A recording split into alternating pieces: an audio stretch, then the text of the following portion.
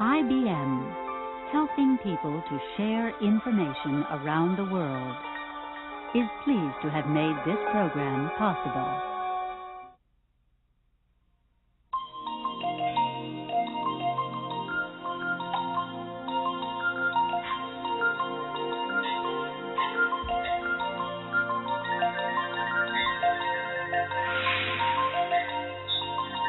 The Creative Spirit. In this hour, exploring the creative mind. Featuring a teacher with unusual ways of solving problems, a surgeon who sees patients in a different light, an inventor with a unique understanding of the wind. Visit Japan to discover the creativity of no mind, and Long Island to celebrate creativity with an 80-year-old. Guiding us are Marley Matlin and Patty Duke, James Earl Jones,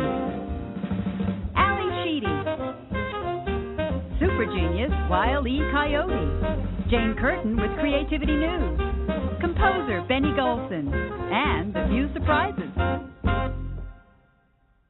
Creativity is digging deeper.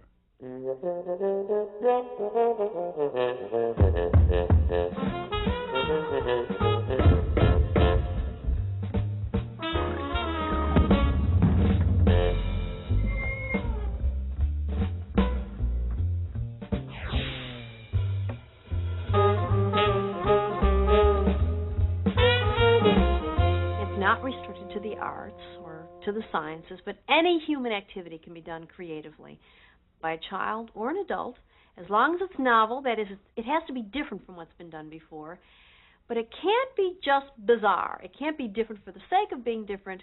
It has to be somehow appropriate.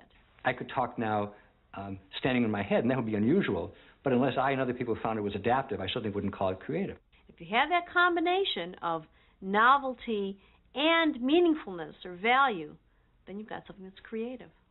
I don't think it's a flash in the pan kind of thing. I think it's a whole style of existence. Meep, meep.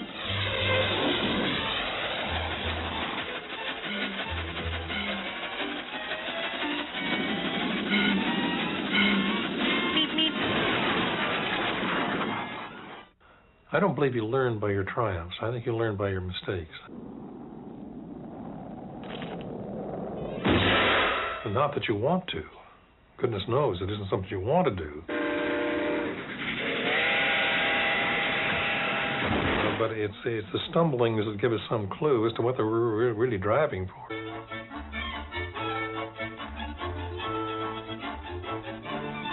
The thing about Wiley is that, again, he's so much like all of us. I think he is all of us. Wiley I admire him very much because he just continues to try and try and try. George Santayana must have seen one of our cartoons when he said a fanatic is someone who redoubles his effort when he's forgotten his aim. And if that isn't the coyote, I don't know what is.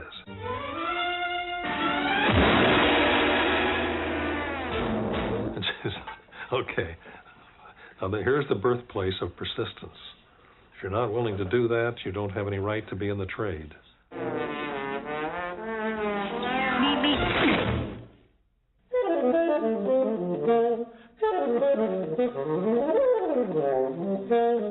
Creative people are committed to risk.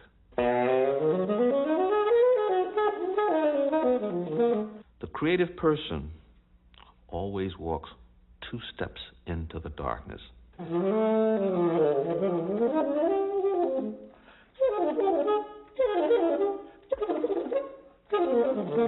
Everybody can see what's in the light. They can imitate it. They can underscore with something. They can modify it. If it's malleable, they can reshape it. But the real heroes delve in the darkness of the unknown.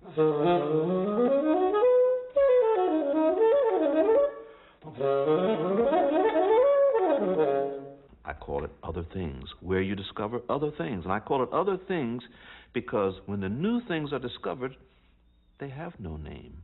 And they sometimes defy description. Just like a newborn baby has no name. He defies description. He looks like his grandfather, but he's only 1 day old.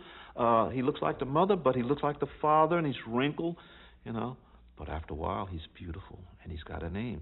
And many times, that's the way our ideas are, that we create from that darkness. Darkness is important, and the risk goes along with it.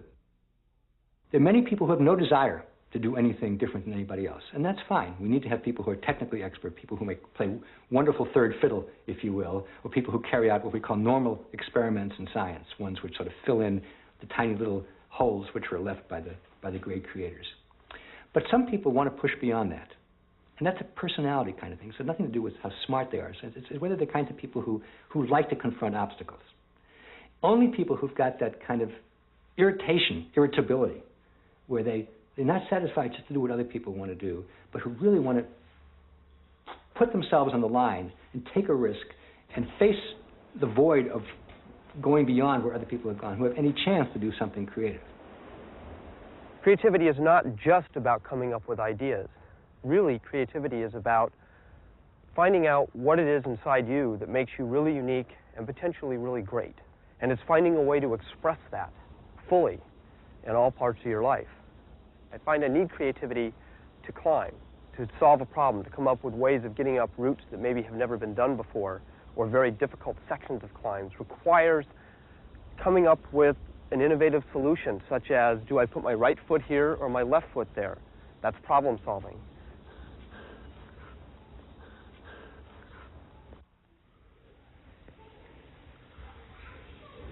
Experimentation is another part of creativity. In order to do creative things, you have to be willing to try new things. Well, if you try things in a test tube right here on the building walls, if you fall off, you're not going to die. What I've found is that I've actually learned a lot about from climbing analogies that help me in other things, like, for example, taking risks. A lot of times we have this thing in business school where we talk about decision trees, right?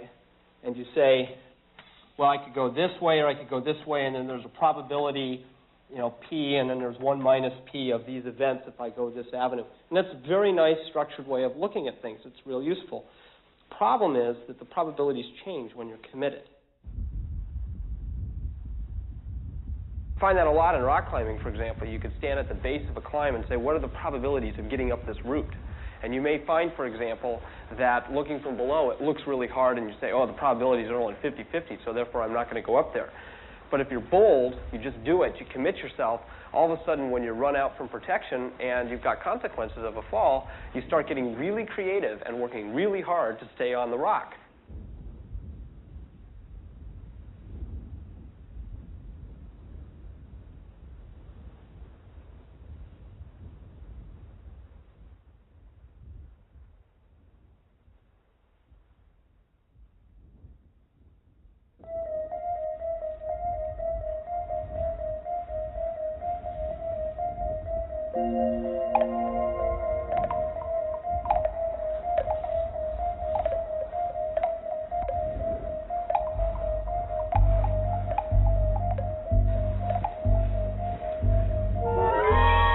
To be creative, you have to have a be bold, just do it attitude about things. You can't be constantly worried about what happens if I try this and it doesn't work. We're really good at learning to keep our options open. Here at the business school, we're trained to keep options open. But something happens when you keep options open. If you spend your life keeping your options open, that's exactly what you'll do. Spend your life keeping your options open. And it drains a huge amount of energy to keep your options open. And it's like the thought that comes back to me from climbing about that is you can't get to the top of El Capitan and leave one foot on the ground.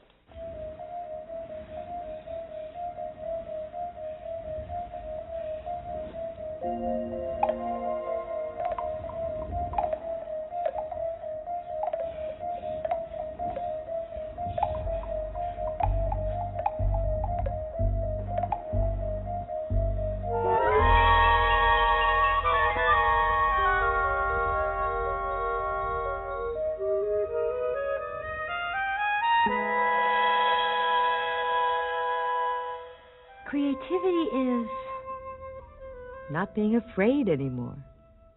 Creativity is cutting holes to see through. Creativity is singing in your own key. Some people get their best ideas in the shower.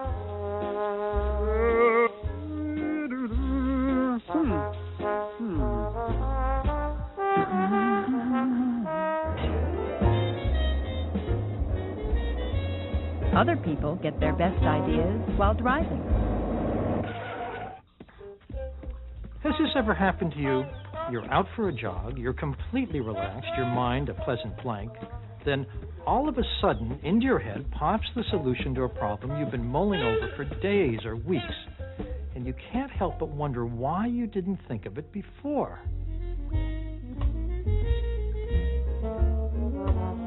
Philosophers have speculated for centuries about the precise moment when the creative spirit fires the imagination.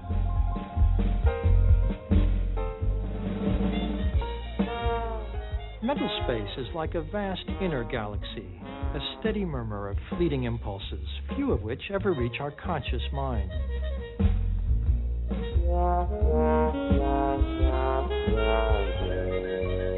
Certain thoughts cross the threshold of attention to be illuminated by awareness.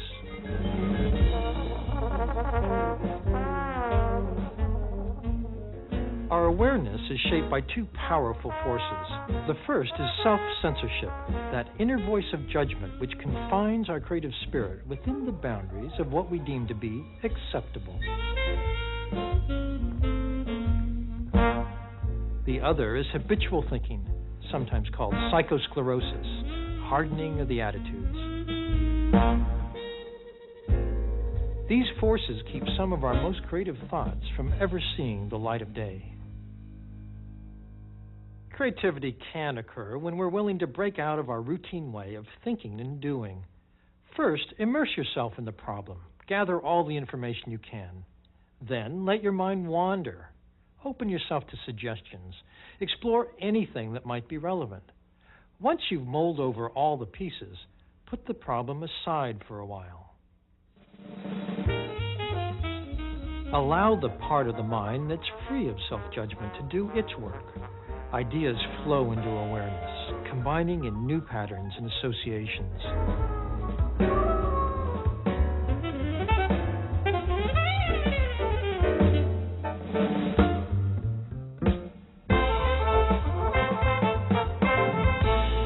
Feeling lonely, depressed, bored.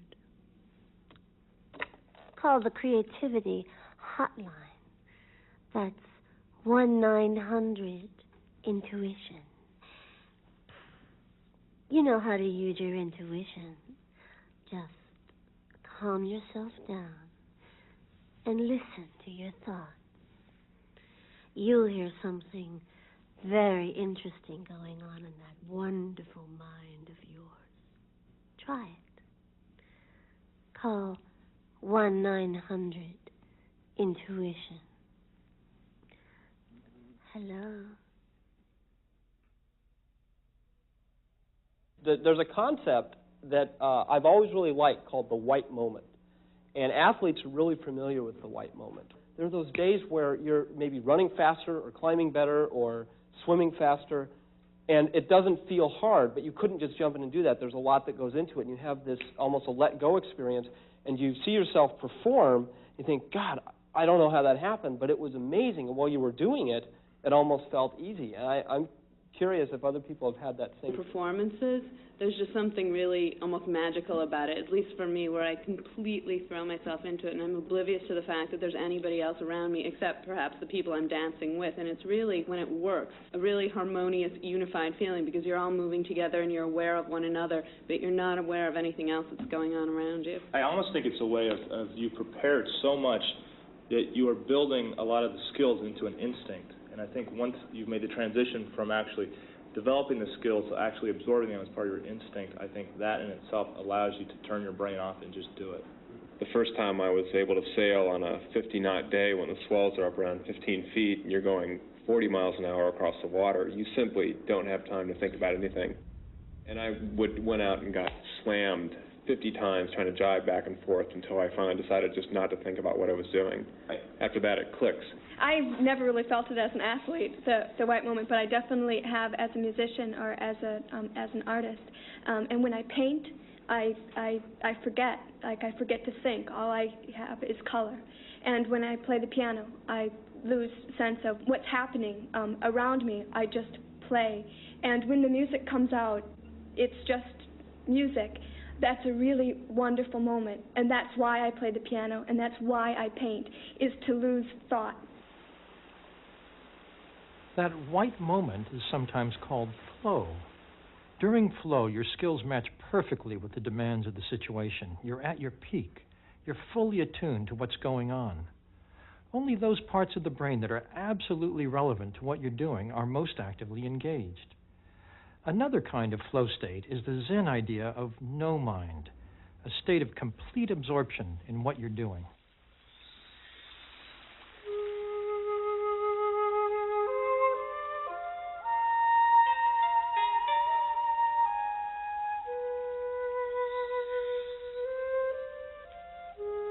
In Zen, they use the word mind in a very interesting way.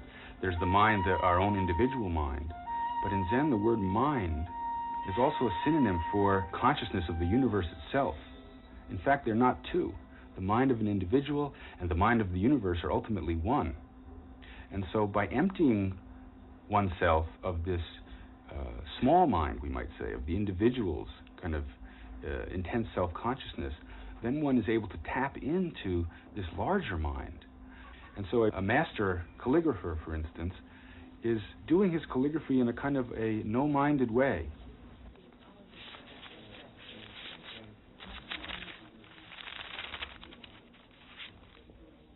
No-mindedness is not unconsciousness. If he were unconscious, he'd be lying on the floor here, not doing any calligraphy at all. But to be no-minded means not to have the mind filled with random thoughts about self. There's none of that in the mind if it's done by a master. There's just, it's just the doing.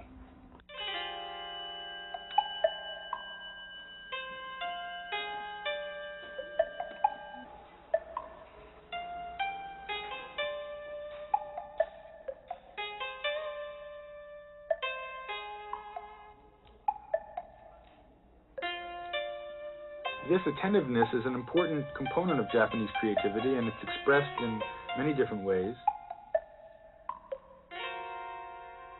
Once one begins to intuit that, then there's a great wellspring of creativity and energy and insight and clarity that opens up. It's a more passive way, perhaps, of thinking of creativity than the Western active notion, but it's also a very important component of creativity if we think of it in a kind of transcultural way.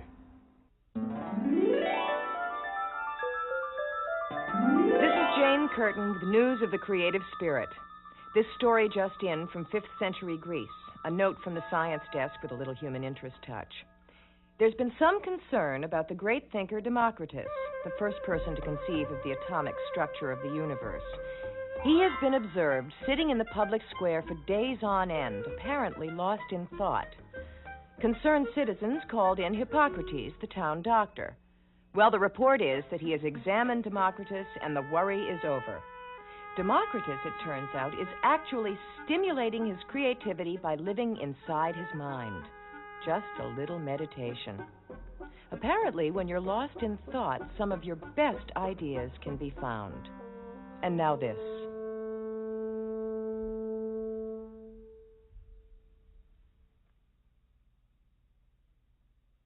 Helen Keller lived in darkness and silence, cut off from the world and human contact, until Anne Sullivan came along. Sullivan's creativity was in her passion, love, and refusal to give up. She was willing to persist beyond all reason in her determination to reach Helen. My teacher, Anne Mansfield Sullivan, had been with me nearly a month, and she taught me the names of a number of objects. She put them into my hand, spelled out their names on her fingers, and helped me to form the letters. But I had not the faintest idea what I was doing. I do not know what I thought. I have only a tactual memory of my fingers going through those motions and changing from one position to another. One day, she handed me a cup and spelled the word. Then she poured some liquid into the cup and formed the letters W-A-T-E-R. She says I looked puzzled and persisted in confusing the two words, spelling cup for water and water for cup. Finally, I became angry because Miss Sullivan kept repeating the words over and over again. In despair, she led me out to the ivy-covered pump house and made me hold the cup under the spout while she pumped. With her other hand, she spelled W-A-T-E-R emphatically. I stood still, my whole body's attention fixed on the motions of her fingers as the cool stream flowed over my hand. All at once, there was a strange stir within me, a misty consciousness, a sense of something remembered. It was as if I had come back to life after being dead. I think there's the notion which ordinary language gives us, and psychology has kind of reinforced it, that there's a single thing called creativity. And either you have it or you don't have it. And if you're creative, you sort of can be creative in anything. And that idea may make some sense on the streets, but I think when you analyze it carefully, it falls down. And one of the insights which researchers have had about creativity is that it isn't just a kind of a polymorphous, perverse fluid which can be oozed in any direction, that in fact the life of the mind is divided into particular areas, particular regions. I call them particular intelligences. And an individual can be very original, very inventive, very iconoclastic, very imaginative in one of those areas, in one of those domains, without being necessarily particularly creative in another area. I mean, let's take two people who would be unambiguously creative. Let's take Einstein and Mozart. Now, if the general creativity view were correct, Einstein could have been as good a musician as he was a physicist, and Mozart could have been as great a scientist as he could have been a pianist and a composer. Now, that theoretically might be true, but I frankly don't believe it for a minute. I think that Einstein might have turned out to be a decent musician, but he wouldn't have been a great musician, and I doubt that Mozart would even have been a mediocre physicist. In a sense, they were following a bent in their mind, in their gene pool, in their brain, and probably in their family as well. Anyway, the basic intuition here is that people are creative in an area, in a domain. They're not just creative across the board. There are also some areas which have to do with human beings, which show different kinds of intelligence and creativity. One is the ability to deal with other people. I call it interpersonal strength. My goal is to be, and people laugh at me when I say it, but I want to be the friendly neighborhood neurosurgeon. And that is, if once people hear you're a neurosurgeon, there's a barrier that's there, that you have to counteract that barrier. So that you have to see me not as a neurosurgeon, but you have to see me as a person. Dennis Muha, is that you? Yeah. Is that you? How old are you now? 7. When did you grow up? I remember when you didn't have any teeth to lose. How are things going? Real well. But if you see me as a neurosurgeon, you're going to be nervous, you're going to forget what you came to tell me, you're not going to be able to communicate with me because you're going to be intimidated. So you want them to be comfortable to tell you anything, to have them think it's not going to be silly, and carry on a conversation. I want to have a conversation with them rather than to examine them.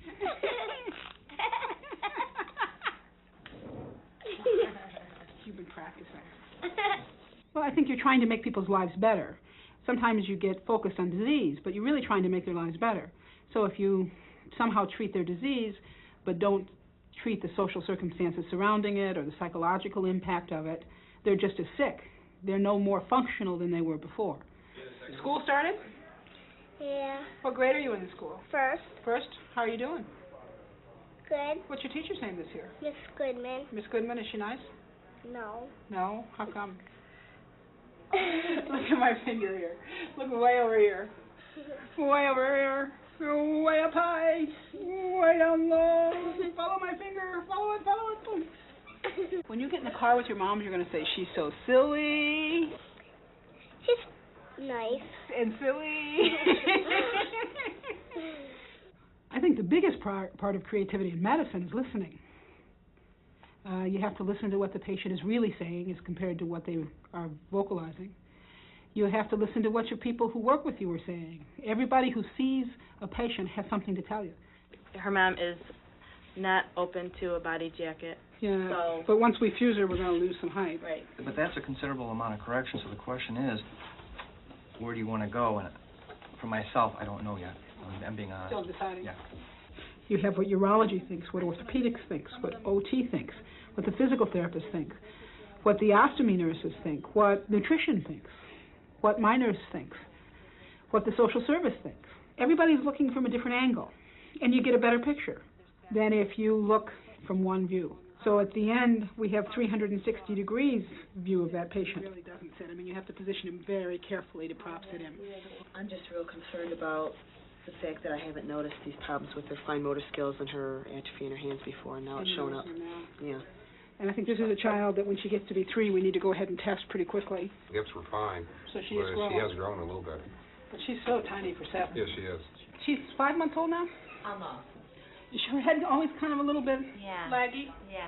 She doesn't really have good control of that No, yet, does she's she? not real strong with it. It's getting better, but Yeah. Did we ever talk about Arnold-Chiari malformations at all? No. It's a fancy word. Yeah. The children who have spina bifida, like she does, have a tendency to have an area where the brain and the spinal cord come together that kind of knuckles. Okay. If that's significant, is that it can cause weakness in the arms. But on the other hand, the good side of this is that it's likely she's going to get a lot better, Okay. and once we get her fixed, she'll be using those hands How better. would that be fit? What we do is we open up the bone in that area so that there's enough room. Okay. And that usually is enough. Questions? You look scared to death. No, I mean, I'm just, just concerned. It's, the surgery's not that. No, it's something we do a lot of. Okay. And it's pretty straightforward. It's actually probably technically easier than the operation she had to close her back. Oh, okay. What you say? Is that the deal?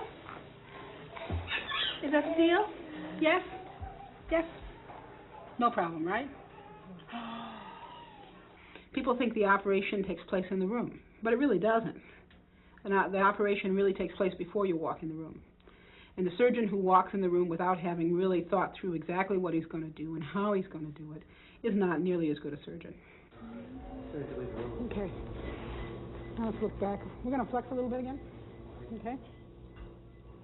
The operating room, it's a world where everybody is working together, and you work together with the same people very closely and a lot, and in difficult situations. And so there's a closeness that develops and a trust, and it's very much a team working to kind of get the patient through. I think you teach people to be honest. The most important thing you can do is say, I make a mistake. And the person who can't acknowledge that a mistake was made doesn't belong. Because unless you acknowledge a mistake that's made, you don't go forward. Well, he almost has a shield here, though. I understand, but I'm saying, but the forehead is no forehead deformity. Yeah. So why do something that might create a forehead deformity if you don't have one? And it's an evolutionary process. I operate now very differently than I operated when I finished my residency. And I operate now differently than I operated 5 years ago.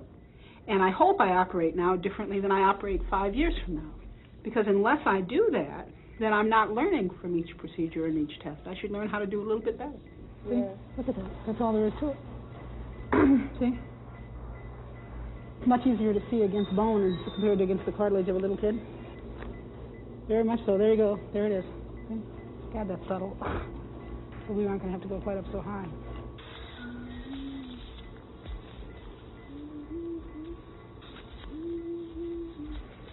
Well, I think creativity is essential for life.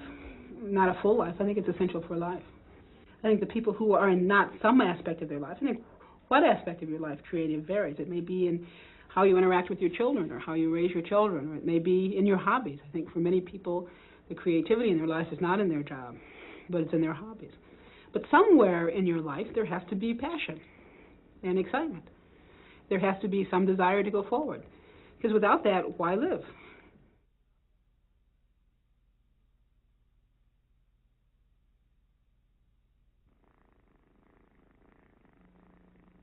Have you ever seen a dream walking? Well, I did. Have you ever heard a dream talking? Well, I did. That sweet old song reminds us that much of our creativity comes out of our subconscious mind, which is to say that dreams play a very important role in that particular drama. A lot of good ideas occur to you while you are dreaming, and the dream, in fact, is proof of your own natural creativity. If we know how to use our dreams, we can let them do creative work for us. The great philosopher and mathematician Bertrand Russell has told us that often when he was wrestling with a particularly knotty problem, he would first do his homework, of course, study everything relevant, to consult all the relevant findings, discuss the matter with others, and then forget about it consciously, go to sleep, and in the morning when he woke up, very often the answer was there in its entirety, or at least its essence. Have you ever seen a dream walking? Well, I did. Have you ever heard a dream talking? Well, I did.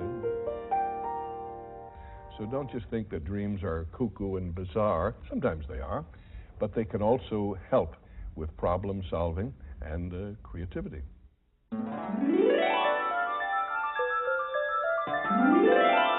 This is Jane Curtin.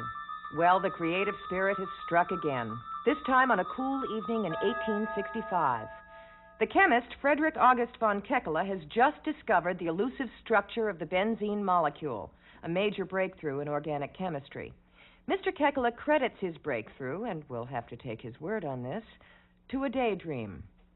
Mr. Kekule told us that after a long day of thinking, he was relaxing in front of a fire, just watching embers fly up in circular patterns.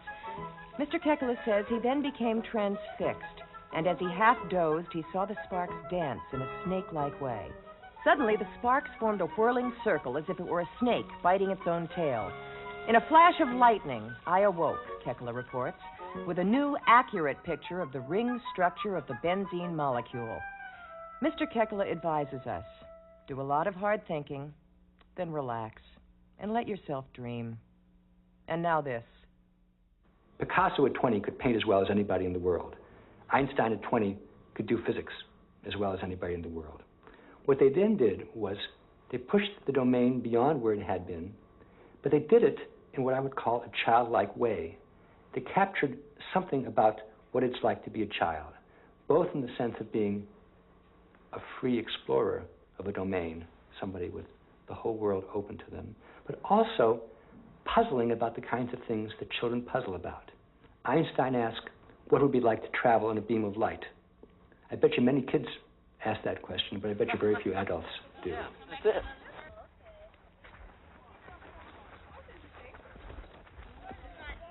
So what we have here are some toys that we call walk-along gliders.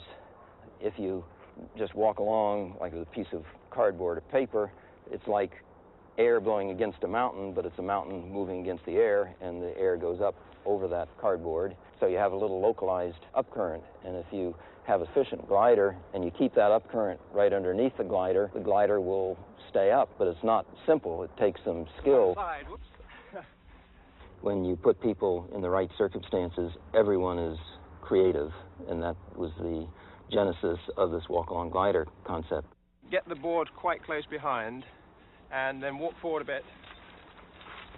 Well, you nearly got it. Creativity is just all around us. Everybody's creative. When you're in your playpen or sandbox, you were creative and doing all sorts of experiments and learning from it. What about the structure where we were worried these received a lot of harsh treatment with the rubber band, very high speed?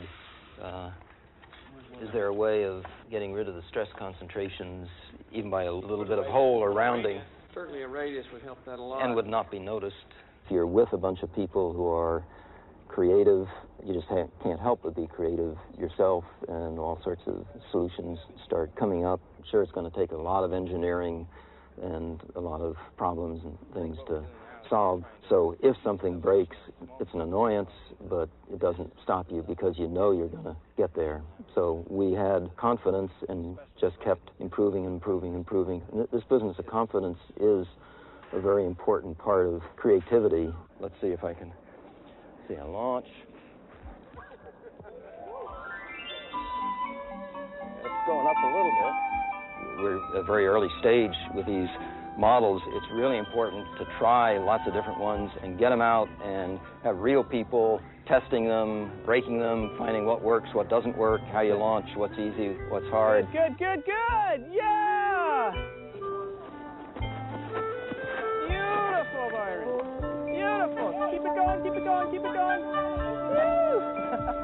Woo! Maybe if we exaggerated, if the whole was my way is getting the job done. You know where you're starting from, you know what you're trying to accomplish, and maybe in getting there you don't know the various steps. You have some great intuitive leap that just suddenly appears to you. It's very creative, and you accomplish the job. Let me try this in the front end, even though that's against the principle.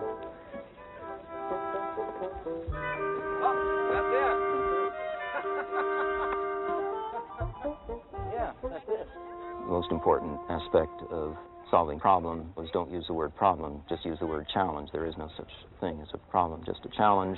There are hundreds of millions of people out there that are very creative and solving great problems all the time. Some of the problems are simple things around the house, but they may have just as much genius in their solution as some big new gadget that you hear about.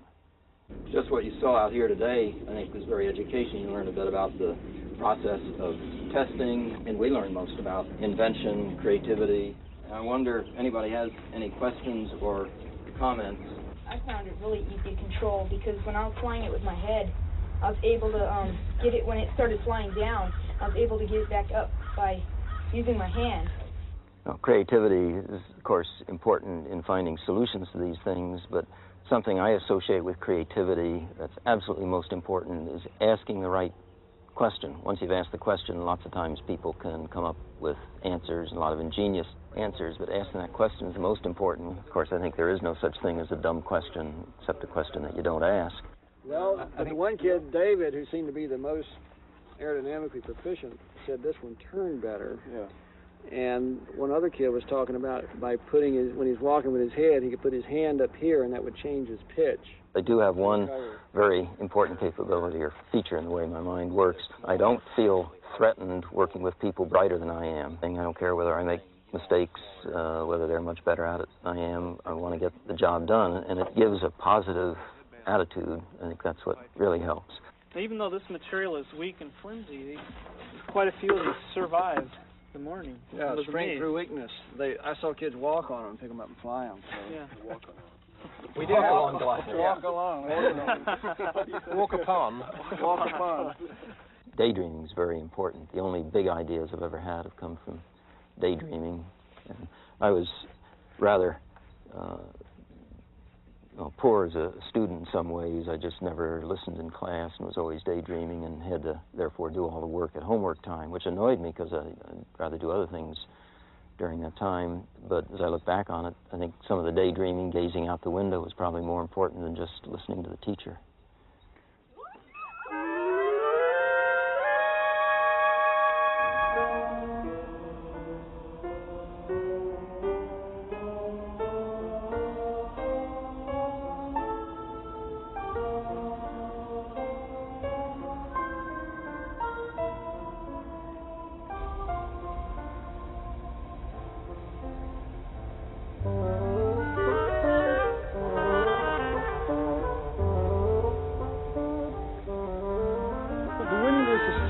A metaphor for creativity.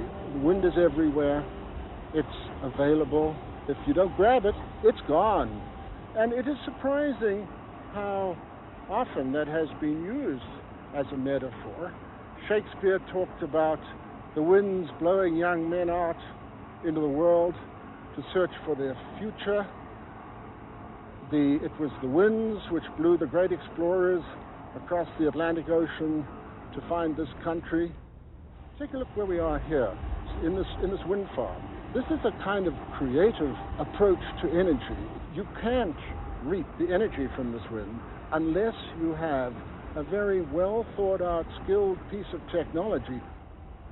20 years ago, I started in the wind business. I would never have believed that as far as the eye could see would be windmills turning around, making energy from that great God-given flow, the wind.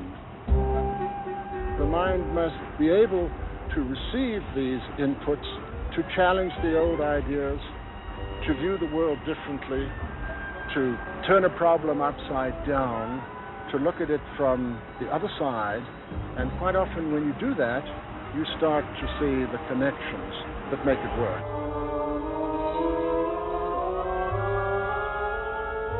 One thing that's very distinctive about the American take on creativity is its push toward inventiveness. we are one of the most inventing societies in history. And so often the inventions came out of a real practical problem on the frontier, on the farm, in the wilderness, where there was no books around, there was no wise people to go to for a response. And so people, young, old, had to kind of put their head together, or sometimes walk in the woods alone until they arrived at a solution. And I think one of the reasons we sort of mythologize the lone cowboy is because we have a sense that the lone cowboy had no one to go to for an answer. And then when he was faced with a problem of any sort, he really had to figure it out and invent a solution on the spot.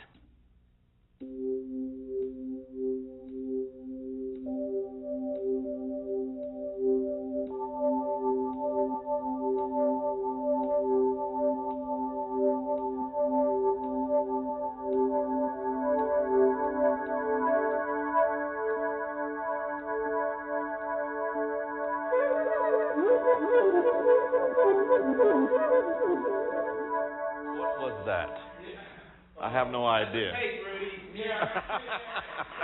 When you make mistakes, not that you set out to make mistakes, you discover things that you would not have discovered had you not made the mistake.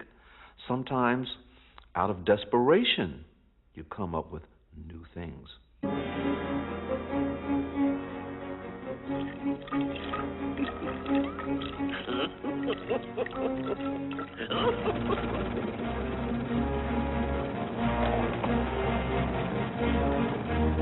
Wile E. Coyote, super genius. I like the way that rolls out. We make all kinds of mistakes, thousands and thousands of mistakes, and some of them are very bad, and the species will die because of them. But once in a while you get a mutation, and the mutation is a good one. The parent and the artist, indeed the human being that wants to survive, will keep an eye open always to the mutation, to the thing that the happy accident. That's what a good mutation is, a happy accident. A bad mutation is slipping on a banana peel, falling on your face, cutting yourself while shaving. How perfect are we? After all, we're adults, but we still cut ourselves, don't we? Wile E. Coyote, super genius.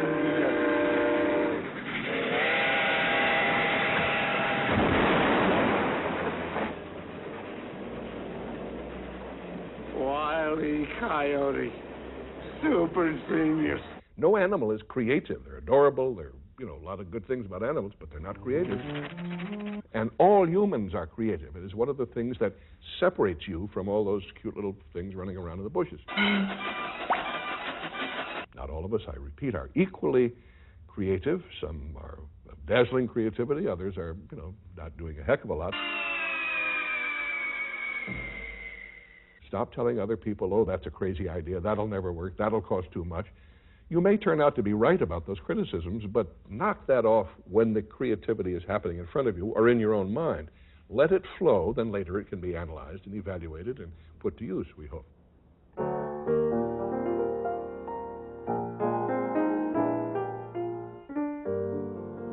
Final kind of ability, which I think is extremely important, but it's often invisible, is what I call intrapersonal understanding. Understanding yourself very, very well, and being able to use that self-knowledge productively. There are many people in the world who have extremely high IQs who just knock against the wall over and over again because they don't really understand which sorts of abilities they have which can advance and help them move forward, and which other ones are just in an area where they can't achieve anything. Be patient with all that is unsolved in your heart. Try to love the questions themselves, like locked rooms, or like books that are written in a foreign tongue. Live the questions raw. One of the individuals who has been extremely important in helping people in general understand himself was Freud. Freud began by analyzing his own dreams. He did it every night before he went to sleep. And in doing that, he achieved a lot of understanding about what he was like as a person, and I think he achieved some understandings about what human beings are like in general. The role, for example, in later life of your early relationships to your parents. We now take that for granted, but when Freud first wrote about it, people thought it was bizarre that your dreams and your free associations could reveal something about early childhood. But that was an effort to illuminate understanding of yourself, and part of the purposes of something like psychoanalysis is a better understanding of yourself should help you be a more productive human being, should help you to unblock yourself, that should help you not knock against walls, but actually knock them down, then proceed in a way that makes sense to you. All of the following is true. Have you ever tried this? I just drew a picture of how small I feel, lost. I sat and tried to make that into a shape. Outside, swimming in a deep blue Caran d'Ache crayon, are stars and millions of flowers, pink stars, purple stars, green stars, and a shining yellow-white moon. Inside is a little starfish lying on its back, being slowly crushed by blackness, redness, gray. I smeared them. I went wild with this drawing. I was zipping crayons all over the page. Yeah, streaks of blackness, black, black, black. Let's drown this stupid starfish. Let's just kill it at the bottom of my page. I was going off and drawing on my rug, a million lines all over my room, a million colors. Exit out, exit all out. I made an X on my window. I hate my view. An X on my radio. I hate all rock groups but you two. And an X on my bed, because I know I'm never going to sleep again in it with you. I used up that whole box of greasy, messy, sticky crayons. I mashed all the little colored crumbs up in my dirty fingers. I love the way crayons smell like paste in grammar school. I rubbed the sweaty crumbs into my skin and all over my face. I had a blue forehead, yellow nose, red chin. When I was done, I looked all over my room. I sat on the floor, wasted, out of breath, and looked. Around me was complete anarchy. There was a multicolored X over every object that had a bad memory inside it. There was an X over everything in the room. And I couldn't remember why this was. I couldn't remember what the fault of my bookshelf had been. And I laughed, because there was nothing there to hurt me in this room anymore. This is my room. Lillian Hellman wrote this. Old paint on canvas, as it ages, sometimes becomes transparent. When that happens, it is possible in some pictures to see the original lines. A tree will show through a woman's dress.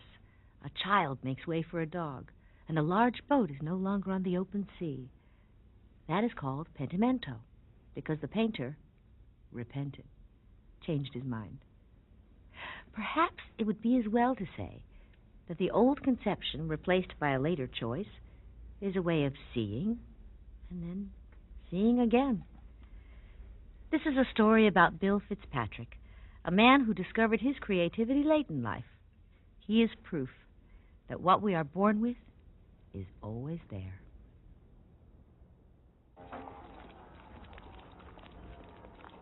I know too many people that just sit around waiting for the undertaker. People who are going to be retired, I think they should get involved with something that's going to take their time and take their effort and take their thoughts.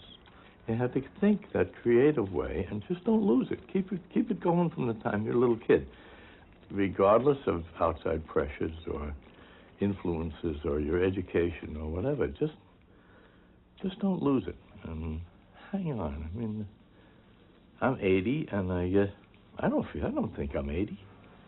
You know, I think I'm a kind of a stiff hurting 50. I think it's important to live like that, because then you're living. You're not vegetating. In fact, I've gone overboard. I'm too involved. I've got to slacken off. Half the time I don't have time to paint.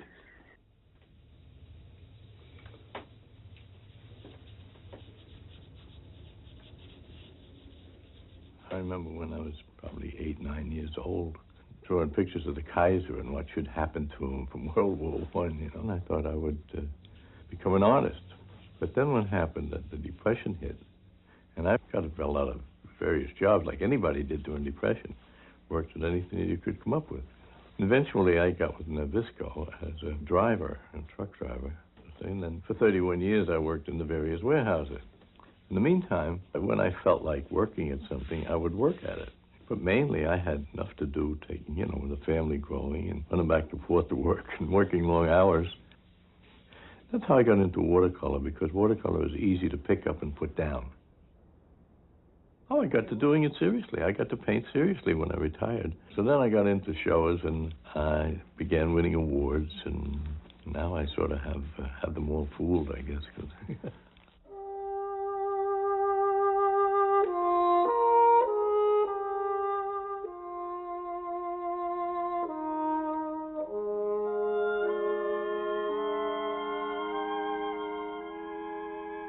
I tell people this, they say, oh, if I only had the talent to draw. They got it. They have the talent. It's just that they have to want to do it, because once you get that urge and you get a way of doing it, it's all mechanical after that. The only thing that isn't mechanical is the creativity. You have to think out your problems, how you want to do this, how it's a different approach to the subject. Yeah, that creativity is very important in one's life because it gives you a diversity. Being creative, you have to try different ways of doing things, and naturally you're going to make a lot of mistakes. And if you got the courage to go through with it and still stay in there even though you're making mistakes, so you'll come out all right. You'll get the answer. I keep going, and I don't have time to get sick, and I don't have time to think about my troubles. And I'm having a ball. I have fun. I think that's important. That's what, you know. Once you lose that, I think you might as well pack it in. The main thing is just don't grow up. I celebrate myself and sing myself, and what I assume, you shall assume. For every atom belonging to me is good belongs to you. I loaf and invite my soul. I lean and loaf at my ease, observing a spear of summer grass. My tongue, every atom of my blood, formed from this soil, this air, born here of parents born here, from parents the same, and their parents the same. I, now 37 years old, in perfect health begin, hoping to cease not till death.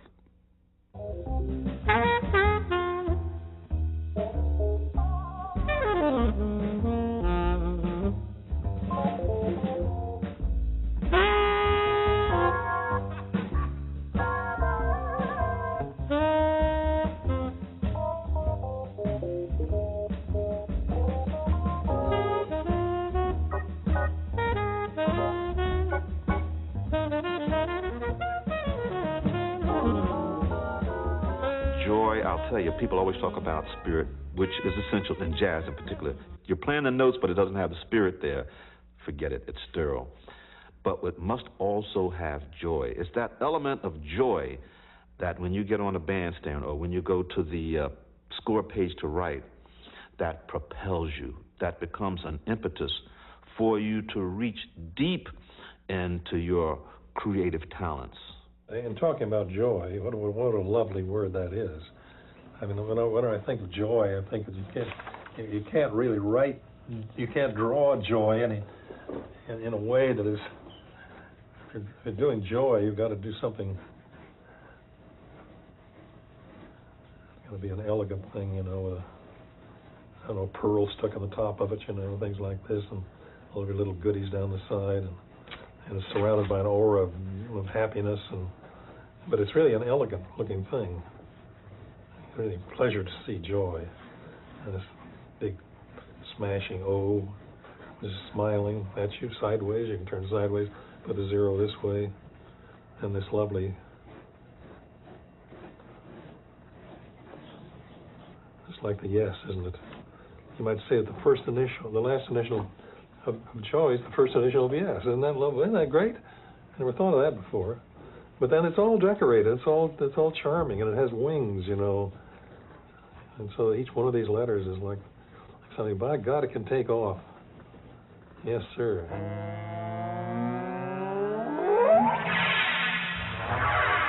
Without willing to take that terrible plunge, and willing to get out there and face the beast, that monster, that dragon, this thing, you'll never know the joy of being able to the joy of joy.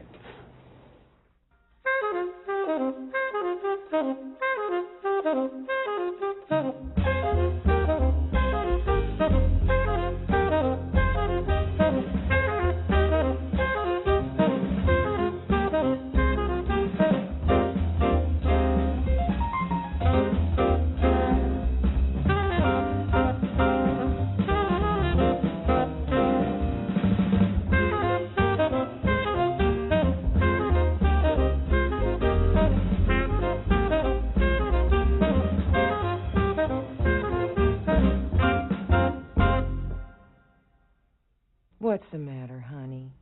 Your golf game fell through. Oh, it's Saturday morning and you've got nothing to do.